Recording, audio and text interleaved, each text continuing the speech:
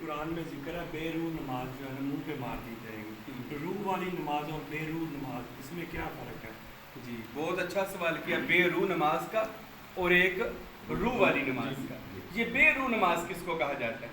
تو بے روح نماز کے بارے میں حدیث شریف میں آتا ہے لا صلاۃ الا بحضور القلب، نماز نہیں ہوتی جب تک دل زندہ و جاوید نہ ہو جائے، دل اس میں اللہ ذات سے روشن نہ ہو جائے، تب تک آپ کی دائمی نماز نہیں ہو سکتی۔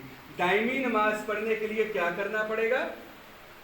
وجود کے اندر ایک ٹکڑا ہے، حضور نے فرمایا جس کا نام دل ہے، اگر دل پاک و صاف ہے آپ پورے پاک اور صاف ہو، اگر دل گندا ہے آپ بھی گندے ہو، چاہے جتنی مرضی نمازیں پڑھ لو۔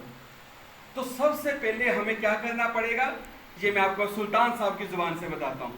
سلطان صاحب اپنی کتاب نور الہدا میں فرماتے ہیں اگر کوئی اپنی دائمی نماز پڑھنا چاہتا ہے کسی کامل مرشد کا بیعت ہو جائے، پھر بیعت ہونے کے بعد اس مرشد سے اپنے قلب پر اسم اللہ ذات کی بوٹی لگوائے، پھر جب وہ نماز پڑھے گا تو نماز میں حضوری آئے گی، نماز میں روح آئے گی، نماز میں سکون آئے گا، نماز میں سرور آئے گا۔